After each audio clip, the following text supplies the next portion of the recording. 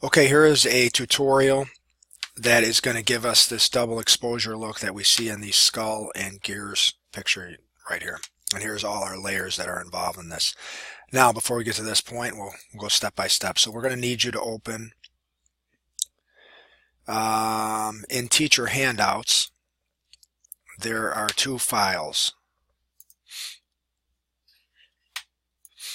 Under the folder that says double exposure, these two files, gears and skulls, open those two up.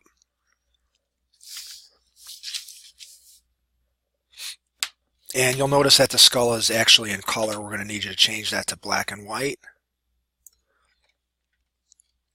And then after you change it to black and white, I'm going to ask you to merge that layer down. Okay? Now what we're going to do is we're going to quick select the background. So we use our quick select tool, make sure we're on the positive brush, and we're going to select the background, the white area. You may notice on this side that you're going to actually get a little bit of the skull too. So what we're going to do is we're going to actually switch to the minus brush, and we're going to pull out the areas that we don't want selected, okay? Take your time, let the computer catch up with your selections. And once we get the background selected, again, we're selecting the background, not the skull.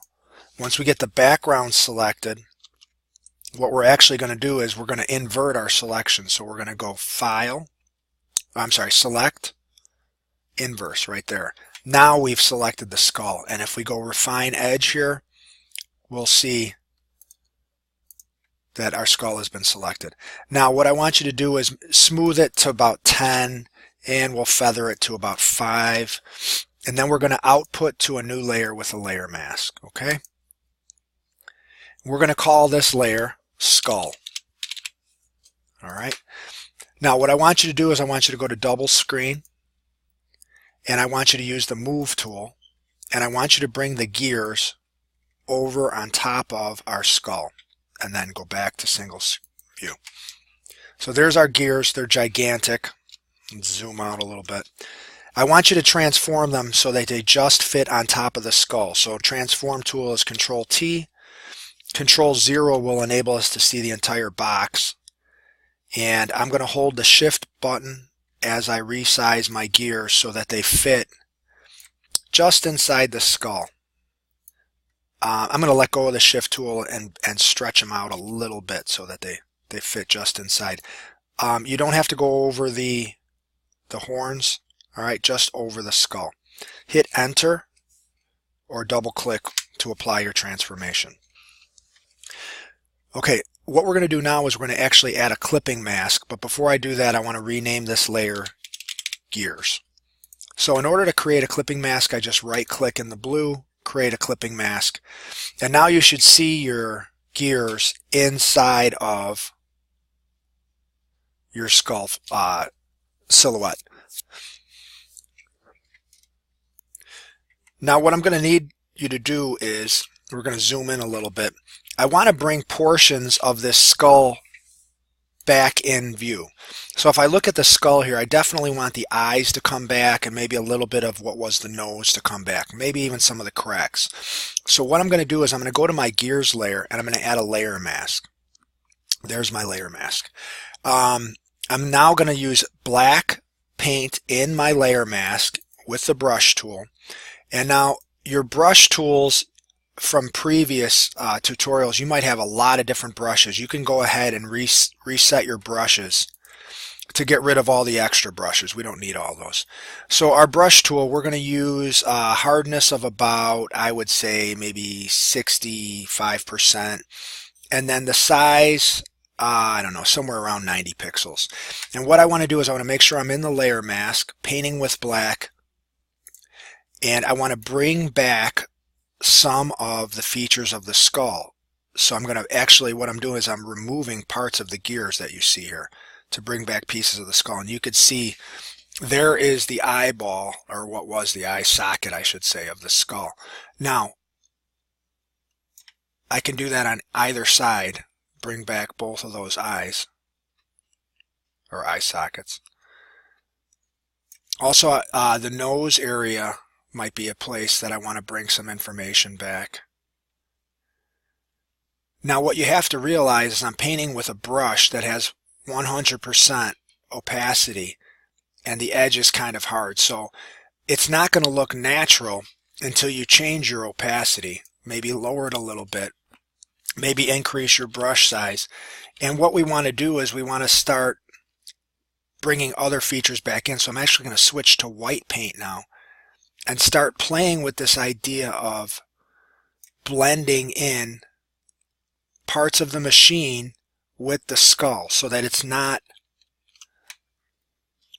so unnatural looking. So by using a combination of switching from black to white and switching my opacity up and down, my goal here is to get something that looks kind of natural, that looks better than both individual pictures. So again, back and forth until we get something that we're happy with. This is where you really have to experiment a little bit. Figure out which parts of the skull are important, which parts are not. Also figure out which parts of the gears you want to focus on and which parts you think can go away. It's really up to you. You could have some fun with it. Decide which parts you want to emphasize and which parts you want to de-emphasize. Go back and forth with your opacity and play with blending these two ideas together. Also switch back and forth from black to white and bring things back where you think they need to go. Okay, so here is kind of my finished product here. There's the skull before and after. I've cleaned up a lot with my layer mask. I'm going to add a drop shadow to my skull. So I double click in the blue, I go to drop shadow, and I'm going to manipulate that a little bit so I can actually see the shadow coming out of the base of the cow skull.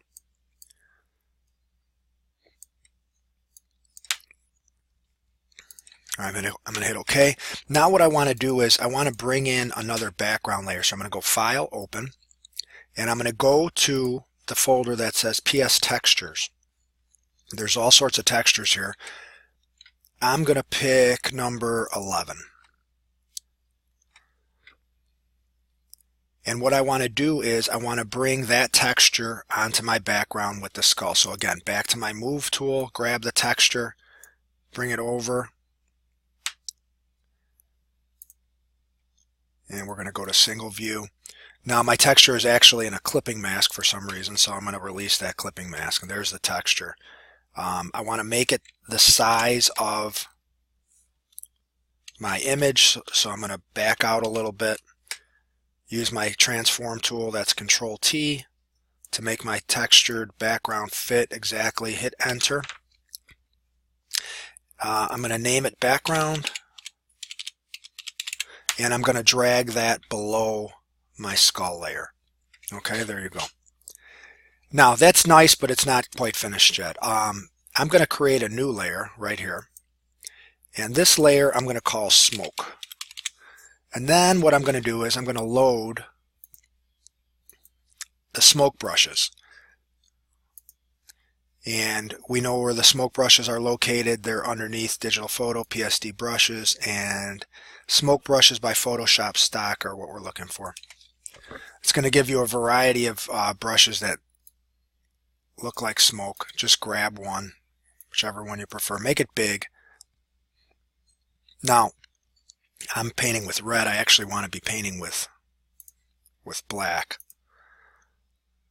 So go ahead and one click and you'll have something that resembles smoke. Now again, you can change your opacity here and your size. And I'm going to take a different brush. Let's see. You might find bigger is a little better with these particular brushes. I'm going to lower my opacity to about 50. Let's see how that looks. Yeah, that's not bad. And maybe one more brush. And this time I'm going to increase my opacity a little bit. Let's make it bigger. And remember, if you want to really edit your brushes to their full capacity, maybe you need to flip one, or actually I think I'm going to turn this one because I want it to go up. So let's see if I turn it that way, make it go up. Let's see what happens there. That's not a bad effect. I'm not crazy about the top being cut off like that, but I think for right now we're going to live with it. Okay, so there's my smoke layer.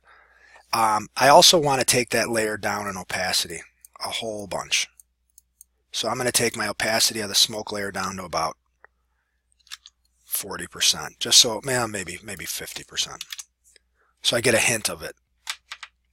The next thing I did was I created another layer. I'm going to call this layer circle. And on the circle layer, I used my shape tools right here, and I chose the ellipse tool. And I want to make sure that I'm on the middle paths version of that. Place my cursor right in the middle of the skull's head, click and hold, and then I'm holding Shift and Alt, and I'm going to drag a circle out from the middle. Should be pretty centered. And now what I've created is a path. If I open my paths menu, you'll see there's my path.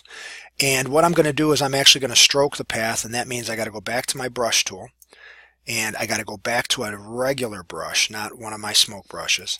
I'm going to leave my hardness at 0%, and I think for size I'm going to go somewhere around 25. And let's see what it looks like if I stroke that line with that brush. Not crazy about that. I'm going to go a little fatter on that. Let's say 60 pixels.